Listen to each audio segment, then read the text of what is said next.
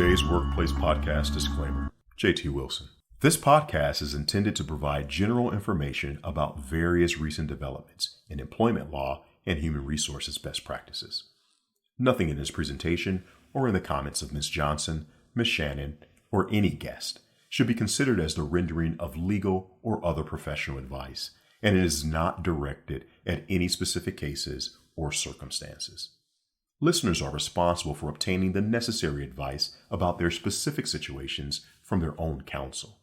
These materials are intended for educational and informational purposes only. The presentation and these materials represent the opinions of the participants and not those of their law firms or companies. No part of these materials may be printed, photocopied, or otherwise reproduced, recorded, or stored, or transmitted in any form and by any means, electronic, mechanical, or otherwise, without the prior written permission of today's Workplace Podcast.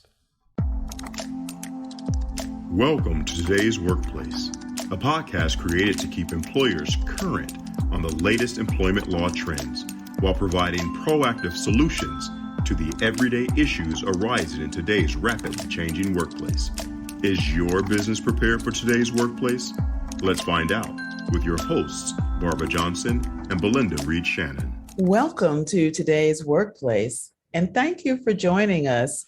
Today, we are very excited to welcome to our show Jay Jamrog, a well-respected futurist. Well, right off the bat, we have the draft Supreme Court ruling that came down. That's really, really scary, and some companies are already responding. Yeah. You had Amazon, Citi, and many others who have added benefits to their package that if you're going to live in one of these states, and there's going to be about 26 states that will make it illegal to have an abortion or offer health care for women, that they will pay your way to a state that does have it, where it is legal, and pay for the medical expenses to do it. So companies are already stepping up to say this is wrong, but it's more than just the abortion issue. If you read the opinion, which is just a draft opinion right now, there's always been a conflict in our country between originalism and liberalism in our Constitution. So the originalists say that if it's not specifically stated in the Constitution, it's not a federal responsibility, it's a state responsibility. And the more liberal says that no, the 14th Amendment gives people equal rights under the law. So we can step in when a state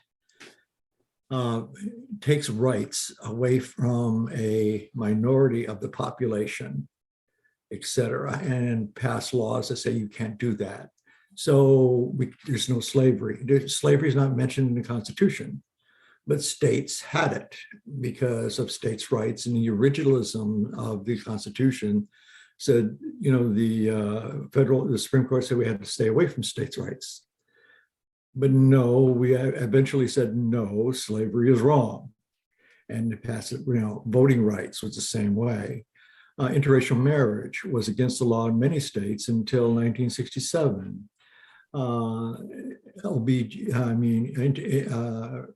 Gay marriage was always illegal in many states. Mm-hmm. Abortion was illegal in many states. And if they overturn Roe based on this opinion, which goes back to the originalist says, the opinion says that the original Constitution did not say anything about abortion. So that now states can take that right away from people because it's by its very nature a state's right. Well, they can take away all those other things too. Women did not have the right to vote until the 20s. There's tons of rights where, I was married in 1974. That was only 7 years after one of the states we were living in had the government had overturned interracial marriage being illegal in that state. And I have an interracial marriage, and we were living in that state, and it still was a backlash to that. So the amount of turmoil of taking away your freedoms in this country that we have taken for granted is astounding based on this draft opinion of the very conservative, of originalist, what they call originalist opinions of the Constitution. Yeah. And it's scary, and you're seeing some companies now. So the ESG movement in companies has been very strong, because I think we talked in our last thing about how employees are now having more leverage. We So did. sustainability and ESG had always been, in the past, a program inside companies of social responsibility. But it was always based on consumers demanding that we be greener, we be, more aware of the environment, et cetera, et cetera. Today, it's employees who are demanding that their companies take more social positions and more social responsibility for what's going around. So you see what's happening with Disney. You see what's happening with Major League Baseball. You hear what's happening with Major League Basketball protesting things. And you're seeing a lot more activism inside companies. And now Amazon and Citi around this abortion issue. Many companies took pledges around Black Lives Matter movement after George Floyd. It's just been a lot of social activism in companies, which is very strange that the Republicans and corporations have always been hand in glove. Right. Now it's turning that companies and Republican-led states are fighting over a lot of these issues. It is interesting. It's a fascinating and scary time. Fascinating and scary time. And it is interesting, just from a political perspective, that Republicans historically have been viewed as the party of business, right? I mean, that was always kind of their mantra, is strong business policy, fiscal responsibility. And now we're seeing a shift when you look at these social issues where corporations and the ESG movement seems out of kilter with the Republican Party. Well, the social responsibility was always something that became very popular up into the 60s with the civil rights movement, affirmative action, voting rights, and corporations were backing those kind of things. In the latter half of the 60s and into the 70s, there's a book that Anderson wrote called Evil Geniuses, which talked about the theory that the only social responsibility that a corporation has is to make a profit. And if they make a profit, they create more jobs. And that is the social responsibility, to create jobs. And so the conservative side that around business latched onto this, and they said the more we can support corporations to make more money, the more they help the economy, the more they create jobs, the more they create equality that way, rather than through social programs. So they cut taxes for corporations, and they gave corporations special grants, special incentives, et cetera, to grow the economy. And so the rich got a lot richer, thinking that if they got richer, if corporations got richer, they would actually create more jobs. Well, as corporations got richer, they didn't create a lot more jobs. They started creating a lot more money for themselves. Right. I read that somewhere. Yeah. You read the book Evil Geniuses, and it really comes home to roost of how much management and corporations have had the leverage in the labor market over the last 40 years. Whether it's on purpose or not, how they've created this have and have not society that we're living in today. Yeah. And how that has shifted. I mean, that's part of what we and I think it is shifting. And I think there's been a sea change.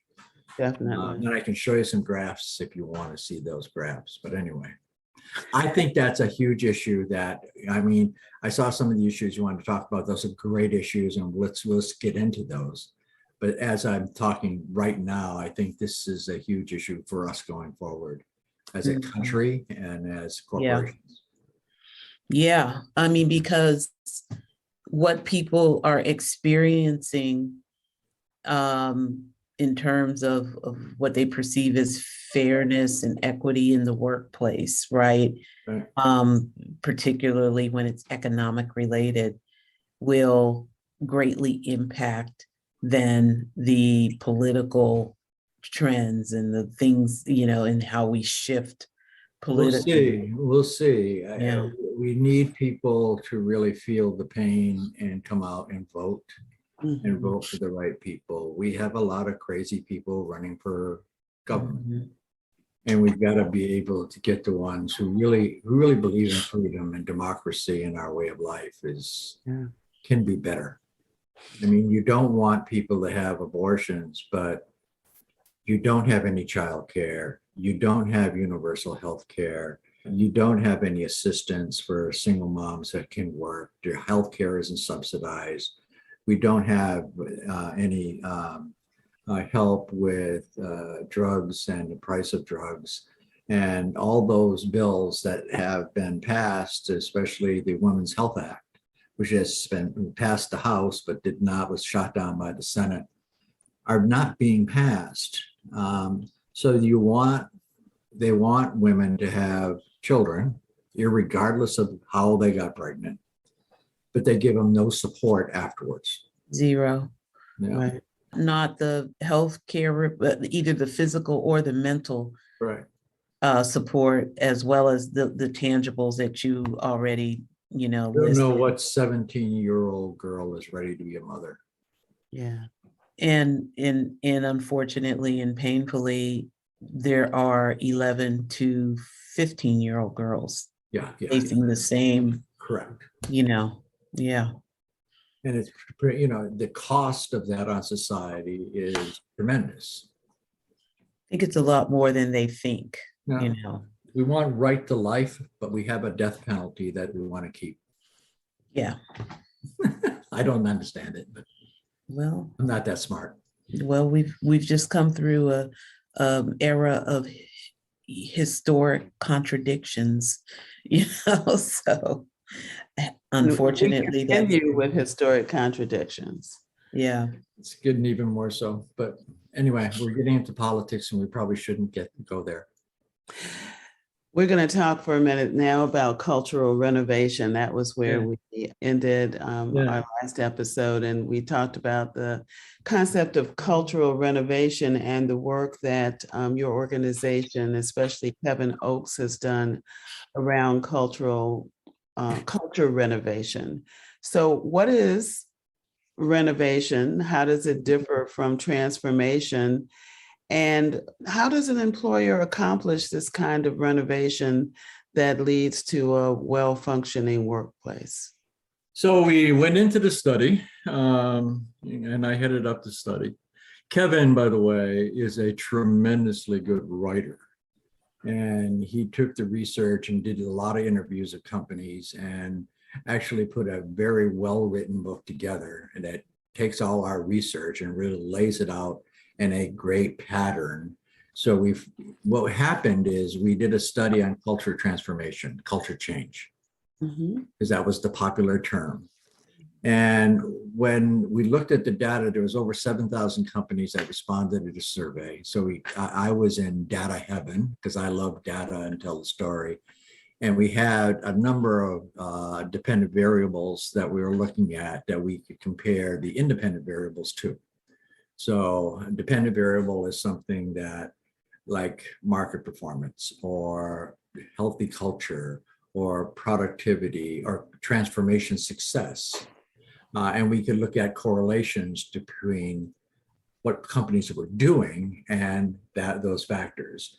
When we looked at the data, I was very skeptical of whether or not companies could actually do a culture transformation. Because when you look at culture is a multidimensional animal that is very hard to get your hands around. So the culture at the top of the organization is different than the culture at the bottom of the organization. Mhm. Culture in HR will be different than the culture in sales or IT. They have a different language and a different secret handshakes, I guess. The culture in the Boston office is not the same as the culture in the LA office or the Hong Kong office or the Paris office. So there's thousands of subcultures within an organization. Okay. So how do you do a culture transformation across a large organization like Microsoft, let's say? Mhm. And that's one of the companies we highlighted in the book. And so how do you do, it seems like impossible, doesn't it?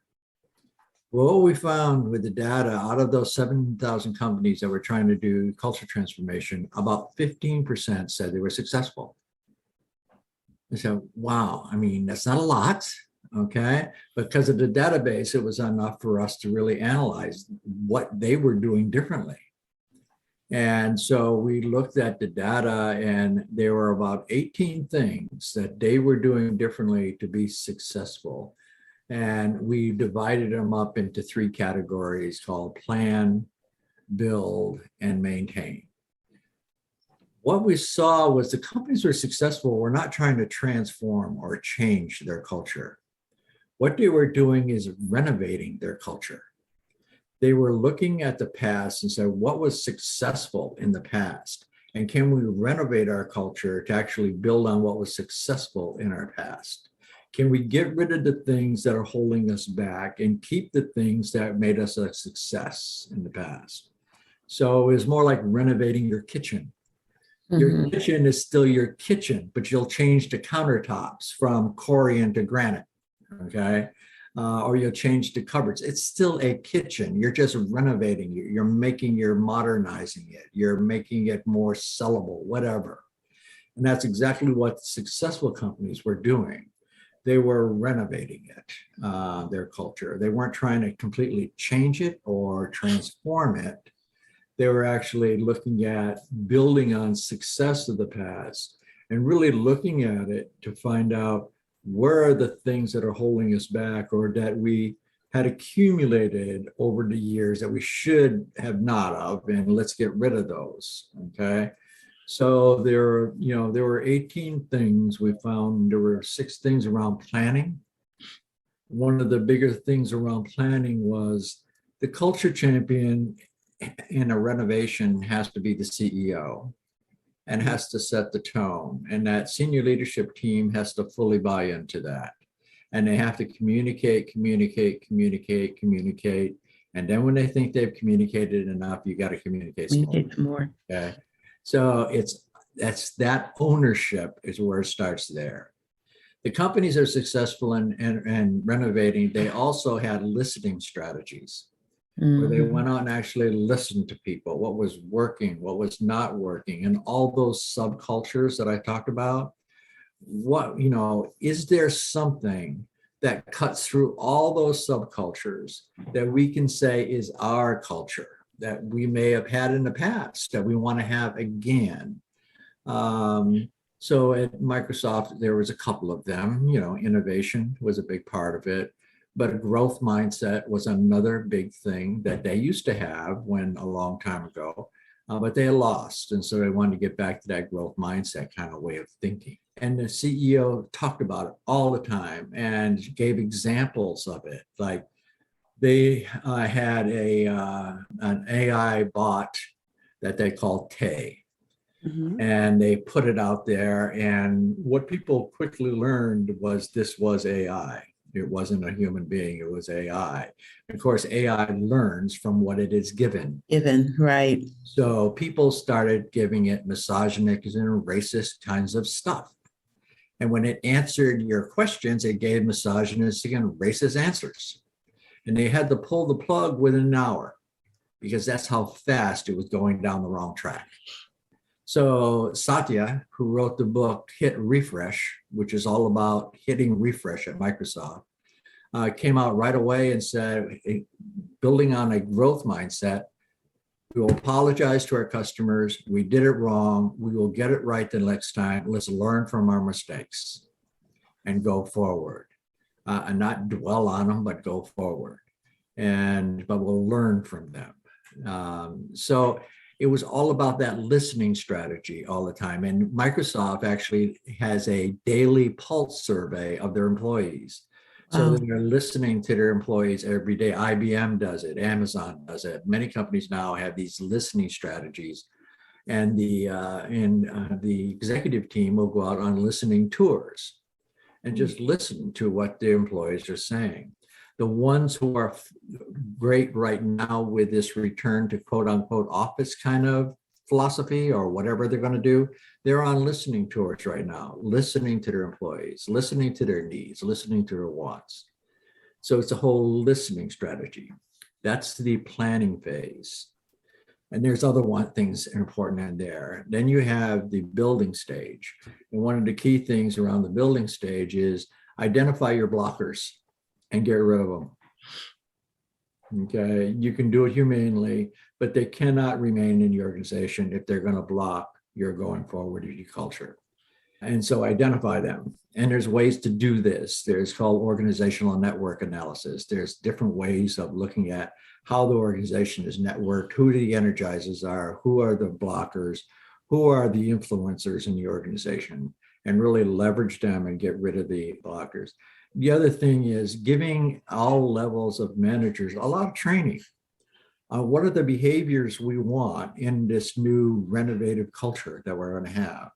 And really giving them the training, then measuring and rewarding them or recognizing those who have it. So the people who are high performers have got to have the right behaviors. So they got to have the training and the right behaviors that align with the culture. Okay. Those who get promoted have got to have the right behaviors. And so it's a whole thing of you got to build that momentum. And then afterwards, you got to maintain.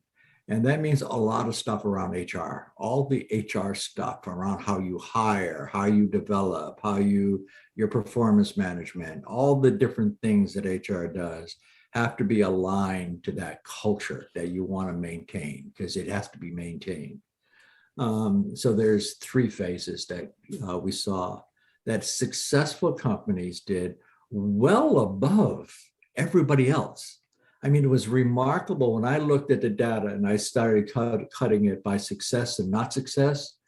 Mm-hmm. It was remarkable how consistent it was with these 18 things, and how organizations were successful organizations who were really doing a good job with their cultures. And we had a healthy culture index too. So before you talk about that, Jay, I had a question about these successful companies. Was your research or your study able to get into a little bit about what was the differentiating factor that made them successful? Were they investing differently in people, programs, processes, systems, the focus that they would have, like focus on behaviors, so what were the differentiating factors that it wasn't the amount of money that they were investing. There was more money invested in communication and that sort of stuff from the CEO. Yes, and it was resources that were provided, but it wasn't the amount of money. It was creating the mindset in the organization. Okay. And that had a lot to do. There was more training, more dollar training given to both first line supervisors, middle level managers, and senior managers. All had to go through training on what are the behaviors we're looking for our new culture. There was a mindset shift towards what are we going to measure and reward? Because what gets measured gets done, what gets rewarded gets repeated, or what gets recognized gets repeated. And how does diversity, equity, inclusion, and belonging factor into that cultural renovation? So the cultural renovation itself, we did not see that DE&I played a big role in the success of it. Okay. But in maintaining it going forward, yes. So in the planning and building phase, no. But in the maintaining stage, because most companies want to have a culture of inclusion and belonging.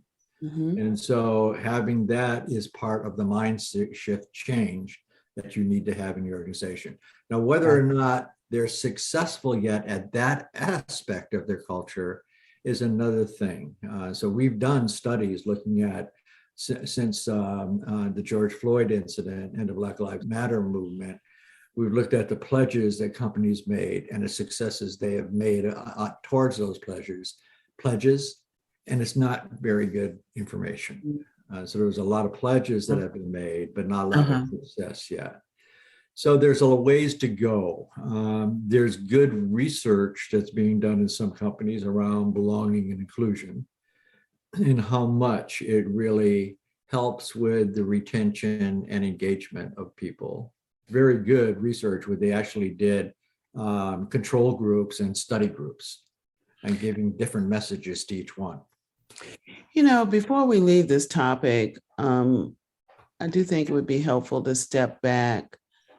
We've talked a lot about culture. How do you define culture? Oh, that's a good one. Okay. So there's a lot of different definitions. Okay. There's academic definitions, and then there's other kinds of definitions. One of the definitions that I liked that really played out during the pandemic was one by Herb Kelleher, who used to be the CEO of Southwest Airlines. Right. And he said, culture is what people do when no one's looking. Wow. That's pretty clear and simple. Correct. So culture is how you do your work. What is, B.F. Skinner talked about the environment and how the environment impacts your behavior and rewards and punishes certain behavior.